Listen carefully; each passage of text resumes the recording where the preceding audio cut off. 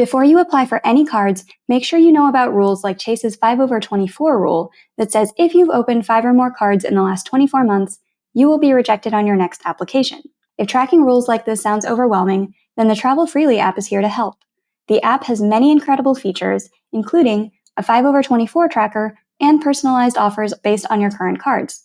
Download the app for free by using the link in the show notes. Thank you to Travel Freely for partnering with us on this episode of the Geobreeze Travel Podcast.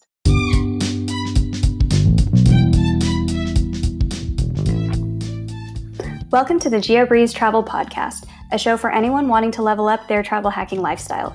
I'm your host, Julia Menez. I'm a travel hacker, coach, speaker, Filipino-American ENTJ who loves solid travel gear and using shortcuts on spreadsheets. On this show, I'm on a mission to bring you travel hackers from all walks of life to help you level up your travel hacking game. We dive into credit cards, miles, points, strategy, mindset, and the secrets behind how to travel the world for next to no cost. So let's get hacking. That Japan Airlines first class flight that we did as a family of 4, it would have been $55,000 just for the one way. And I mean, it's definitely an amazing experience, but we would have never spent that kind of money. I mean, we don't, unless you're like an ultra billionaire, I don't think most people are going to spend that much money on one flight. Even as a billionaire, I don't think that would happen. Maybe even then. Hey there, points people. Alexis and Bertaut created the World Travel Adventurers website to share their passion for adventure by using points and miles. They have saved more than $500,000 in the last 5 years thanks to award travel. As they explore the world with their kids, they share tips for experiencing luxury for less and inspire their audiences to make their own dream vacations a reality. In this episode, Alexis, Bertaut, and I discuss how they got started with points and miles, how to travel full-time with children, and how they grew their channel and now get to partner with brands such as Alila, Park Hyatt Maldives, and Walt Disney World for hosted stays and sponsored content. While $500,000 of savings might seem unrealistic, sometimes the key is just knowing where to look for the redemptions that really optimize the value of each point. In the Geobreeze Travel Patreon, we have recorded masterclasses on redemption sweet spots, such as how to fly to Hawaii for $75 worth of points, where to find award space for hard-to-find awards like Q Suites, and how to get up to 8 business class flights off of 2 credit card sign-up bonuses. Check out the link in the show notes to join the Patreon and access these recordings so that you can make the most out of your points as well. And now, on with the show. Hey, Alexis. Hey, Bertaut. Welcome to the Geobreeze Travel Podcast. Hi. Hey, thank you so much for having us. Yep, thank you. Of course, I am so excited to have you here and to learn all about your guys' journey because you guys have been featured on places like Yahoo Finance and Reuters, and you've had some amazing partnerships with Hyatt Hotels and Walt Disney. But before we get into all of that, let's start at the very beginning. How did you even get into the world of points and miles? It's been over 10 years. At the time, I was sitting on a tremendous amount of American Express points, hotel points, and we're getting ready to start a family, but we still wanted to keep on traveling, and we wanted to be something that's sustainable, because most people, they would do it, and then just stop for a while and then do it. But we just wanted to keep on doing it from, the travel experiences, because she would come along with me on some of those business trips. So that's when the idea started, coming in like, hey, is there any way to be able to do this thing without going broke, essentially? And that was the seed. And part of it was just kind of like researching, the ways to maximize the points. Because to me, the accumulating the points is the easiest part. For us, it's the easiest part. If you come up with a strategy and you kind of discipline, you can make it happen. But the tricky part is the redemption. And that's kind of how we started it. And, it's been quite a journey. And here we are 10 years later. And you said you were sitting on a big pile of American Express points. Was that through work, or how did you get those points? So essentially, the way we did was by stacking up the offers. These were the times where American Express was dishing out 100,000 points here and there. So we had the platinum card, the business card, the gold card. We pretty much had everything from American Express. So that was kind of one of the ways that we started just accumulating all those points. And also by charging business expenses, on the card. Yeah, he did used to travel a fair amount for work. The pandemic. Yeah, until the pandemic halted everything. So, because he was traveling a lot for work back then, he was also just earning a lot of, points and miles that way too. So figure out how to use these for our family. because and then you see some of these like amazing experiences that people are doing, flying first class and business class, things that, we wouldn't want to spend out of our pocket $10,000-$20,000 for a flight. Right. But if you can do it, for like $50 or less by using miles, then absolutely, let's do it. Let's experience it. Absolutely. And when you were first starting with points and miles, were there any silly mistakes that you made where you just want to tell listeners, hey guys, don't make the same mistake we made? Woo. I know. I asked him that question because I was like, what did I know we did some stuff. I remember him telling me like one point when he didn't know like anything, that I think he used some of our Amex points for like magazine subscriptions. I was like, really? I will drop 25,000 Amex points here and there, for some silly magazine. I mean, that same 25,000, it can take us, it can take one person to Europe. So it was just, silly mistakes, or just, the thing, most of us have done, using the miles, to cover for charges. I mean, it's not always a bad thing, but it's not always the best return. So for anybody who wants to really stretch those points, to really take it to the next level, it's a big no. So it was some of those things, some magazine subscriptions. Okay. You are actually not the first person I've heard of.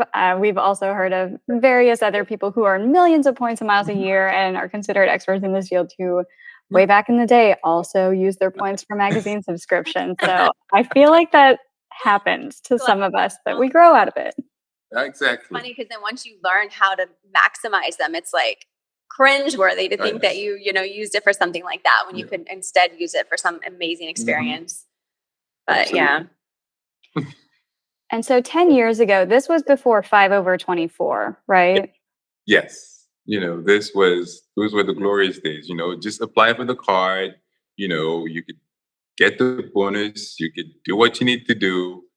Get past the card. Apply another time. It was really good.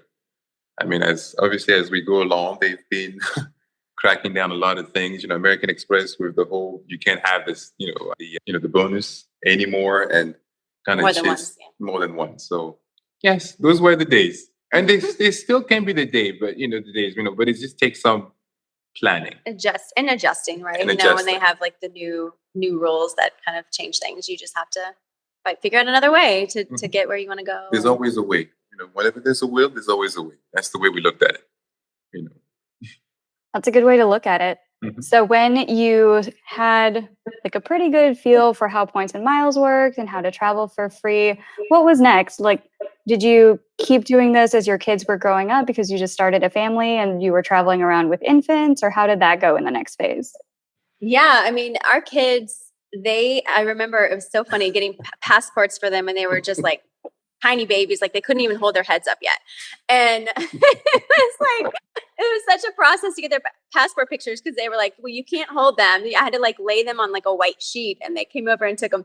But yeah, so they started traveling immediately.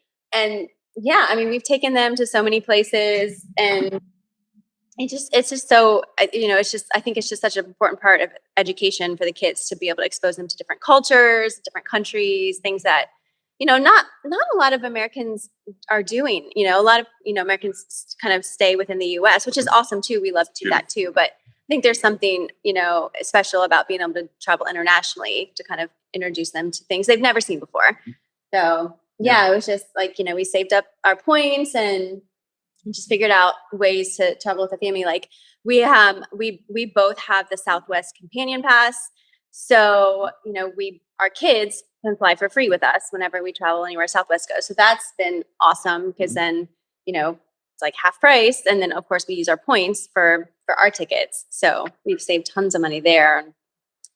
It's really opened the doors to so many incredible experiences.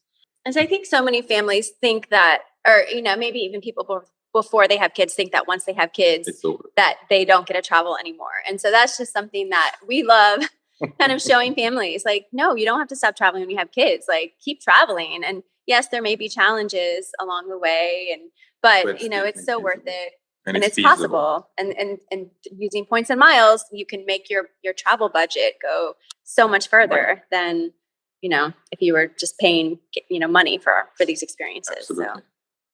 Outside of money, what do you think is one of the biggest challenges to traveling with children, and how would you advise other families who are maybe afraid of traveling with kids to address that challenge?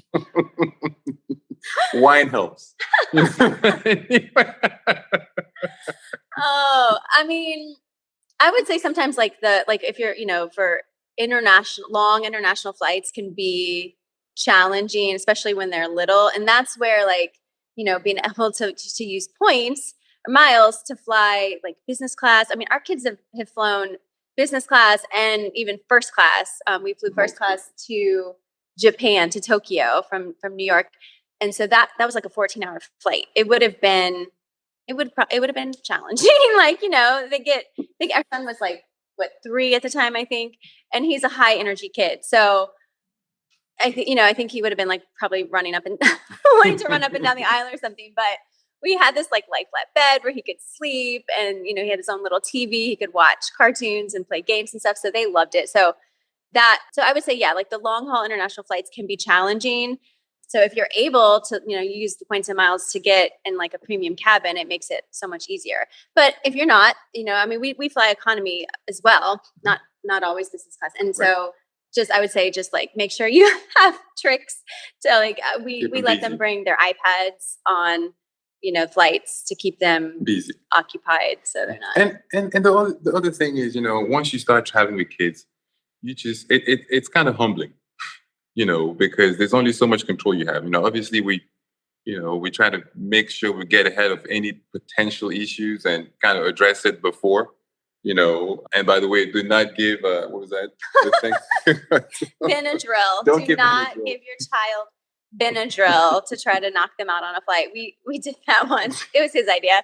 Well, actually, our pediatrician, I told her we were going on this trip, and she's like, well, yeah, you could try Benadryl. It might make him sleep. And so we're like, okay. So she's like, but test it out before you go. So this is in Utah. And so we did. We tested it out before, and he was just fine. It made him sleep. So yeah, we were getting ready to do this long flight. So we were like, okay, let's because he was really, really active at that time, just wild. And so we gave him the Benadryl, and he had an opposite reaction.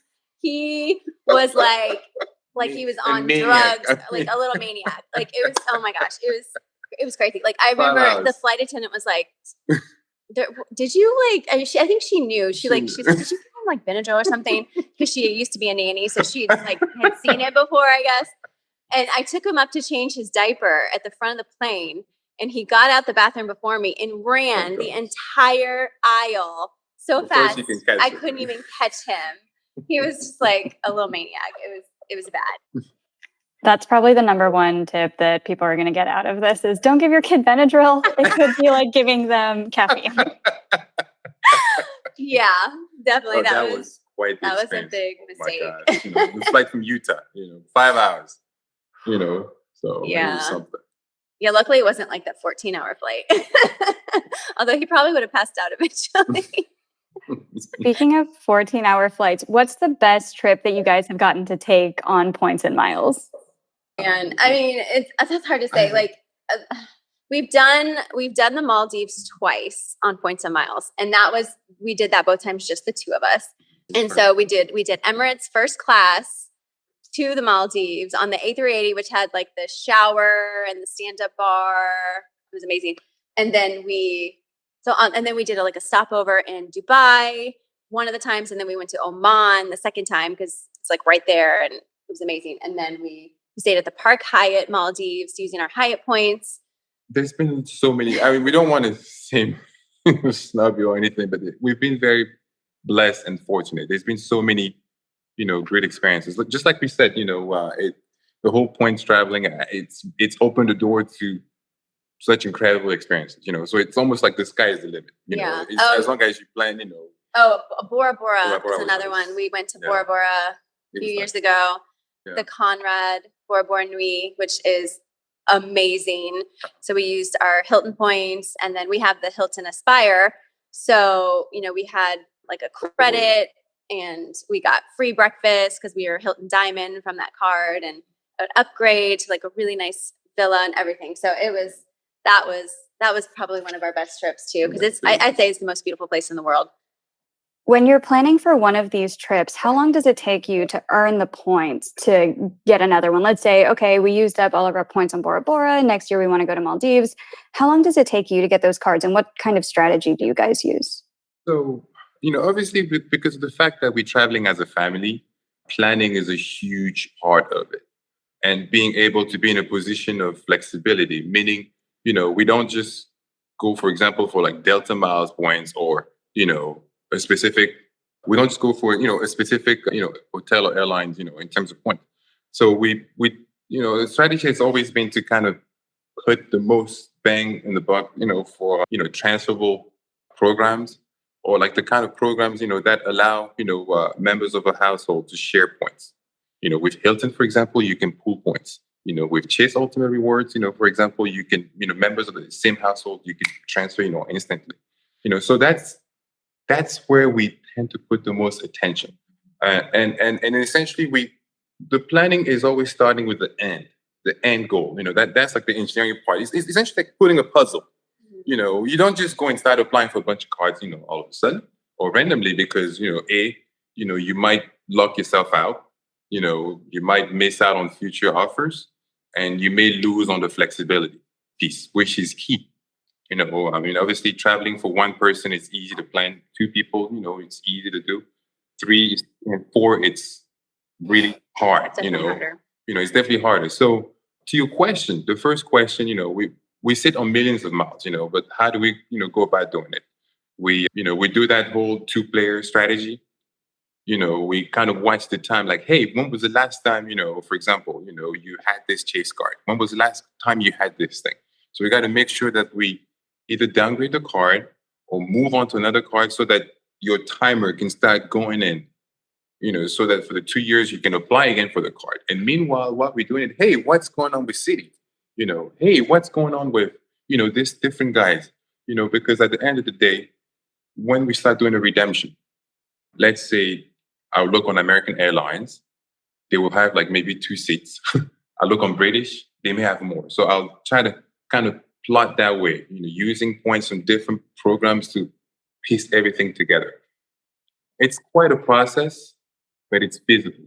Again, you at the end of the day, you look how much you save, and you kind of balance by saying, hey, if I'm just organized, if I'm, strategic about how we go about doing this thing, then this is what we can do. But the end goal, I think one of the ways that we've been so successful is because we start with the end and then make our way backwards. They're like, okay, if we're going to be staying at the Park Hyatt Maldives again, like we know we either need Hyatt points or we can, get our Chase points and transfer them over. So like, is there an offer right now that's going to get me, that much closer?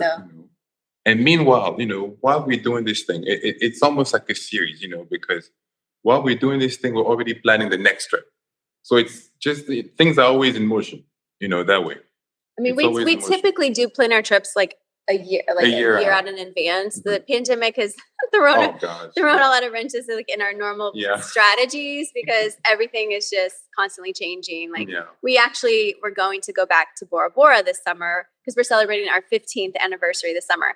And we just wanted to go back because it's so beautiful. And so we had like almost so everything. I had a ton of stuff lined up. And then, they shut down completely for all tourism. And then they opened back up, but then they were saying, there's like a 10-day mandatory quarantine for unvaccinated travelers where our children are not vaccinated. They cannot get vaccinated. They're too young. So then we're like, oh my gosh. So we canceled that trip because we're like, we don't want to have to quarantine in a hotel room. There's no point. For 10 days, so we canceled that. And then we're like, okay, let's do Maldives because that's easier. The restrictions are different. So yeah, we've had to be more flexible lately with trying to plan around all the crazy changing restrictions, but right.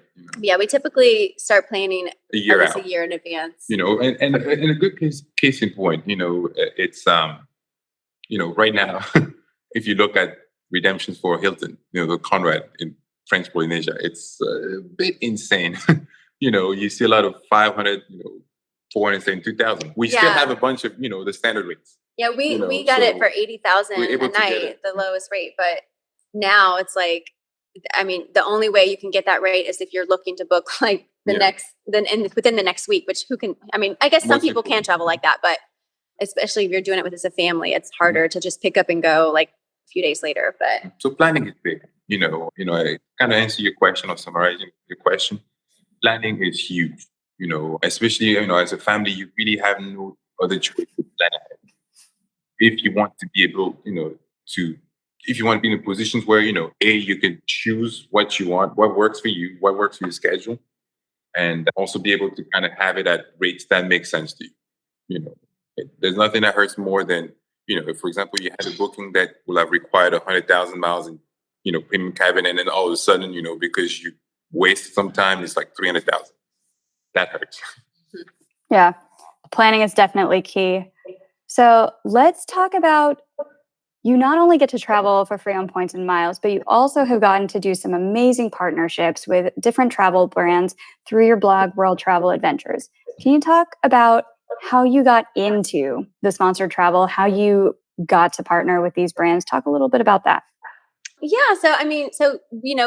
We've been visiting a lot of these amazing resorts just on our own through our points and miles. And so then, you start to kind of develop a relationship. Like, we do go to a lot of the same resorts more than once because it's just like a really great value redemption, like the Park Hyatt Maldives. And so,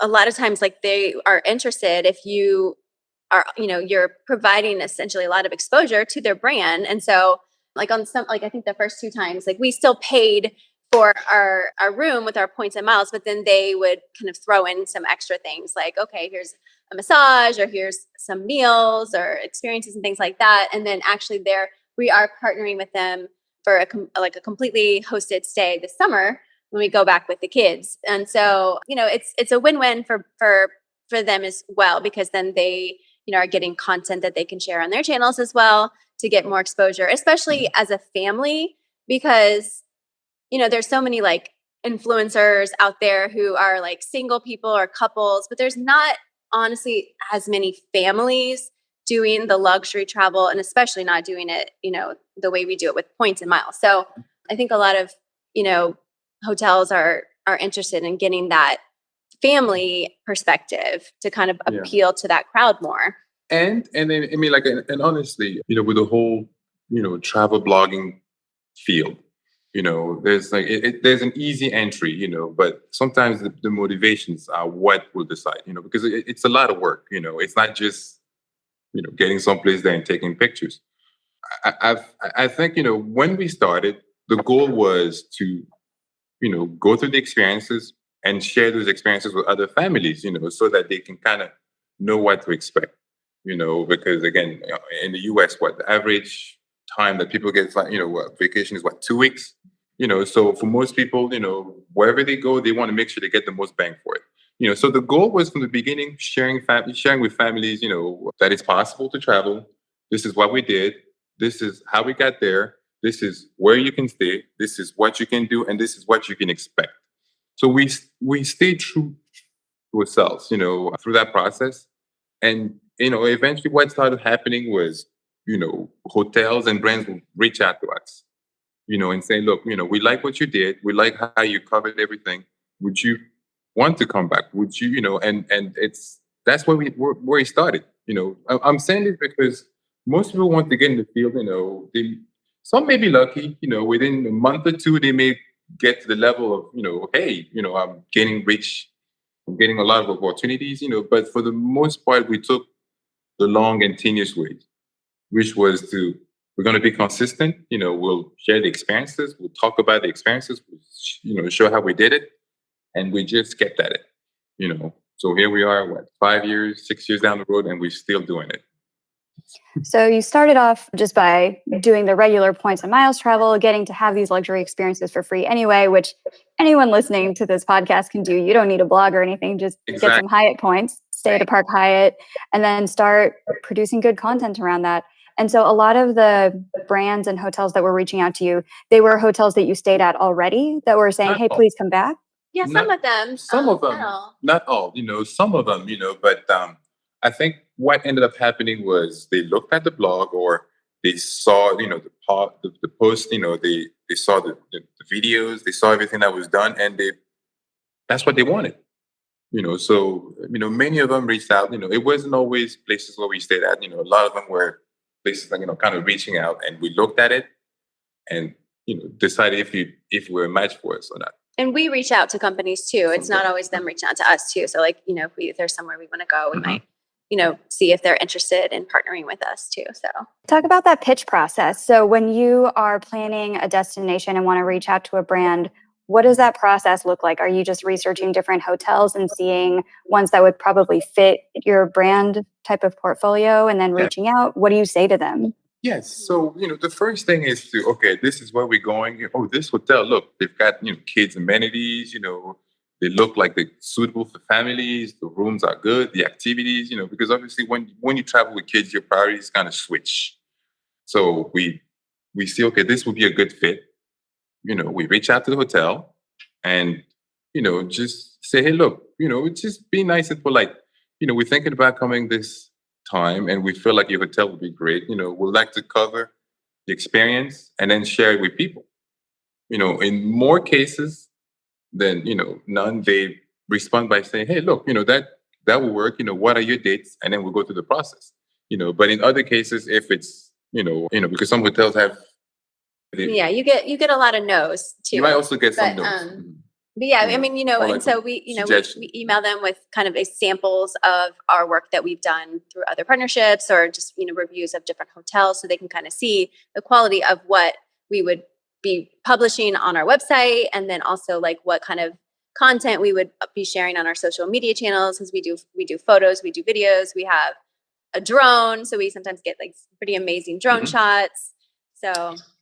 And I think that's really good advice for anybody who's trying to get into this field is just start doing those things for free. You're already traveling on points and miles. Take nice photos, start an Instagram. Even if you have no followers, at least you're already starting to build that portfolio. Be consistent. And that's the one thing we kept telling people, know why you're getting into this field for, because it's easy to get burned out. A lot of people started and then they just, gave up on it. But know why you're doing this thing for. I mean, if your intent is to get free trips, there's only you can only get so far with it, in terms of like maybe asking for hotels for things, But the idea is provide value. Start there. Provide value, and then things will fall in place.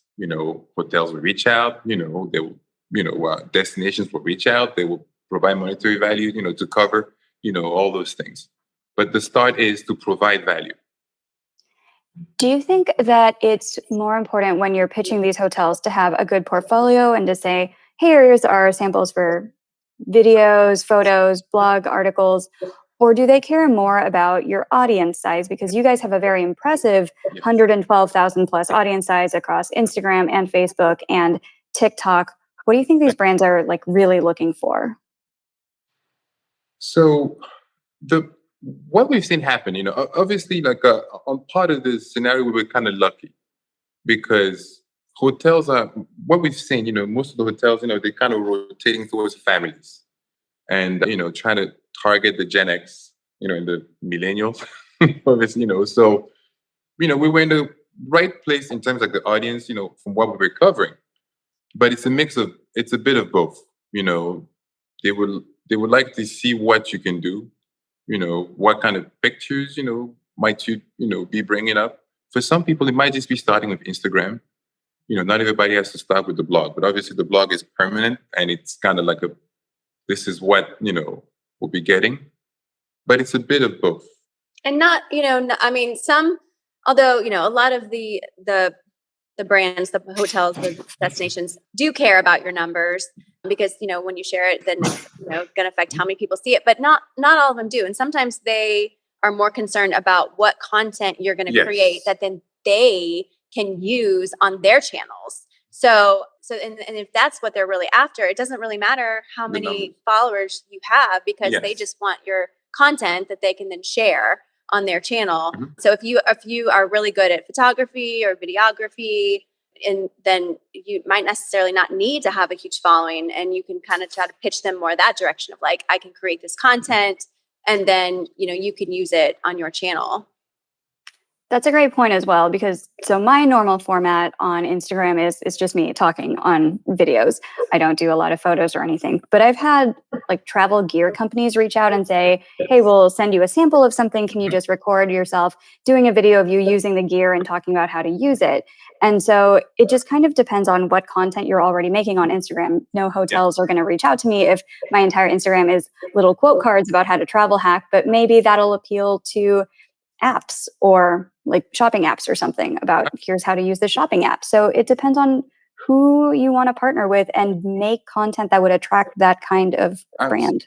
And you got to start somewhere, And I'd say like for people who are, wanting to start, like kind of, make sure that your channels are kind of, they're not too specific, so that there's maybe other brands could see a potential for for something on your channel. So like, even if you're not getting paid or sponsored to promote some product, like you could still, we talk about Southwest Airlines all the time, and they've never paid us anything to talk about them, but we just love them. And so like, so other airlines might see, potential, like, okay, well, they talk about airlines, or, oh, they talk about how they love their drone. So I could see that being like a potential way for them to, talk about our product too. Yes. So just, persistence and where you feel like there's value. That's what I keep telling people, because again, you tend to travel blog, the field of travel blogging, there's a low entry point. It's easy to get into it,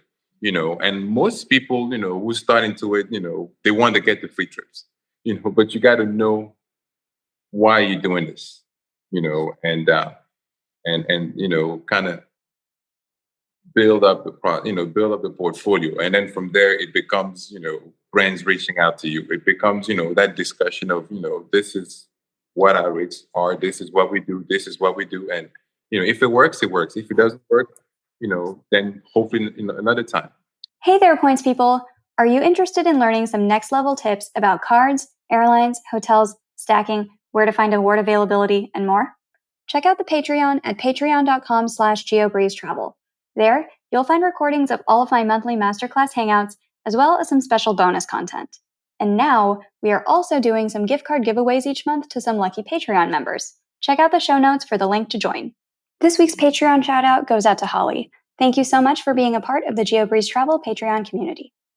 But I would say if anybody is like new and trying to kind of get into this with the social media presence, I would say definitely do TikTok, because we did not even open a TikTok until like November.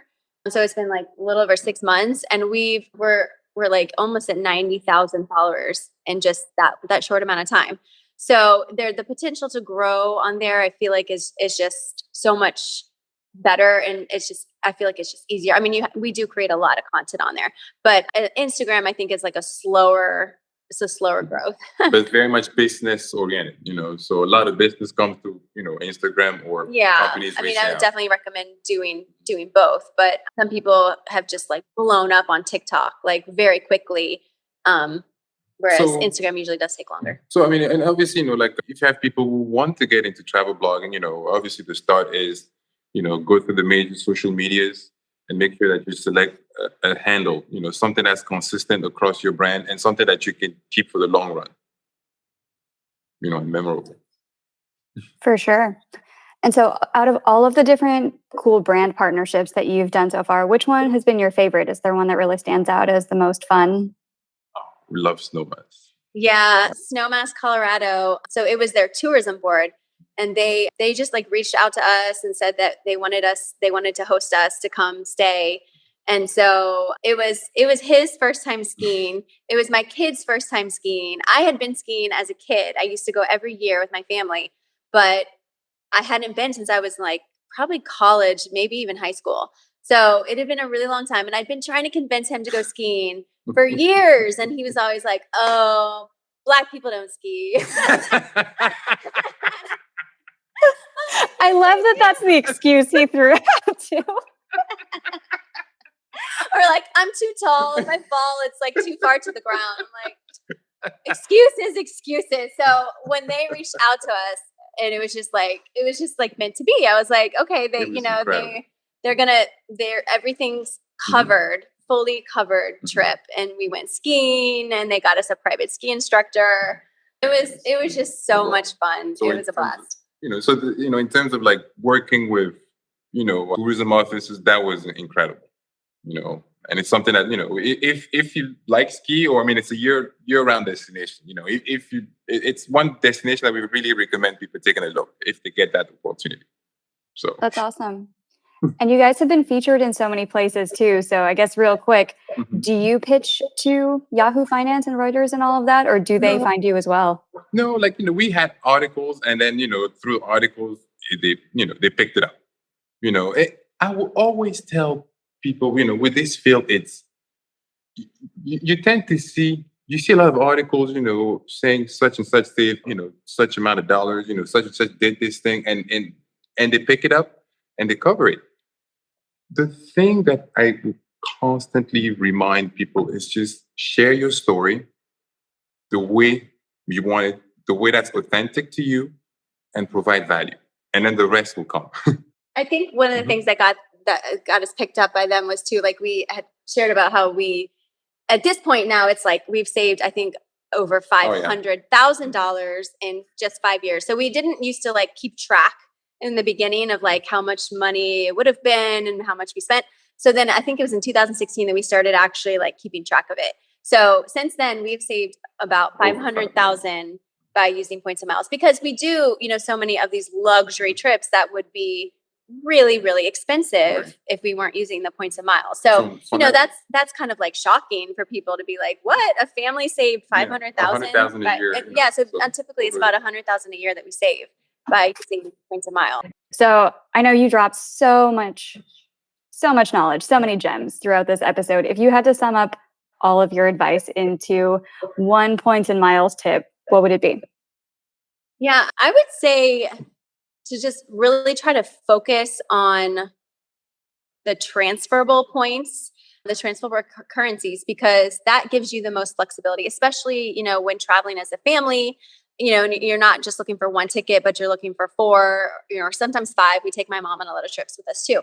And so you need to have a lot of options. And so like if you just, have a United card that earns you United miles, then, you're more limited to flying with United or its partners. Whereas if you have a Chase or an Amex or Capital One or City Points that, then you can transfer those points to any of their airline or hotel partners. You just have so much more flexibility, and it just makes it so much easier to plan, because if route A doesn't work, or there's no availability with your United miles, then okay, well, we could do this instead. And so it just really makes it a lot easier, especially when you're trying to put all the pieces together for like a big trip as a family. So. And it kind of shields you from devaluations, which happen all the time.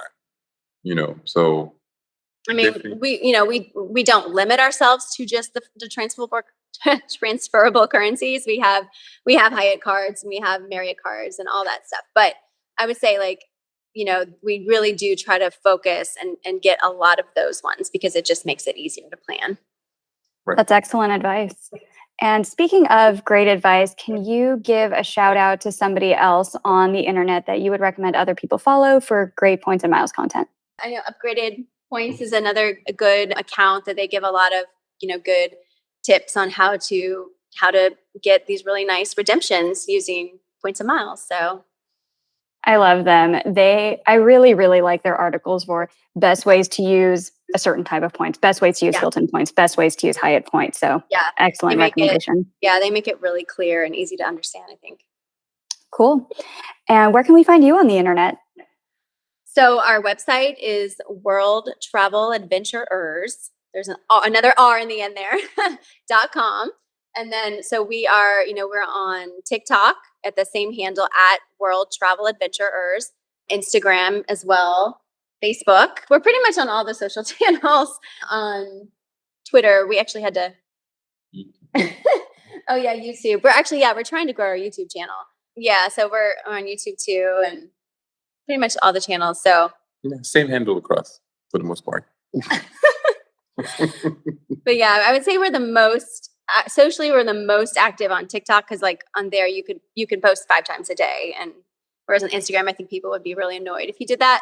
So Yeah, we've been seeing a lot of growth on there because you can respond to a question with another video, which has been kind of fun because people have had some really specific questions on how to do things and can explain more things. So Very cool.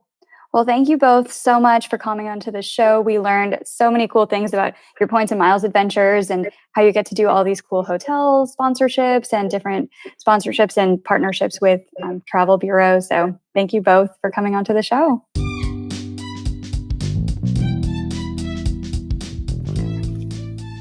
Thank you so much for listening to today's episode of the Geobreeze Travel Podcast. If any of the cards mentioned in today's episode piqued your interest, please check out the links in the show notes for more information on any of the cards. Also, if you apply for a card using the links on that page, I may receive a commission too, so please and thank you. P.S. I hear the links work better in Internet Explorer or Safari, and sometimes the credit card applications tend to glitch out in Chrome. Additionally, it would mean the world to me if you could subscribe to this podcast, leave a 5-star review, and share it with a friend. And if you would like to make even more travel hacking friends, please sign up for the Patreon to access our monthly masterclass hangouts. We dive deep into a particular points program each month, and you'll get to ask all of your travel hacking questions and enjoy being around other people who enjoy points and miles just as much as you and I do. If you would like an invite to the next one, head over to geobreezetravel.com/hangouts to sign up to be on the invite list. Take care and happy travels!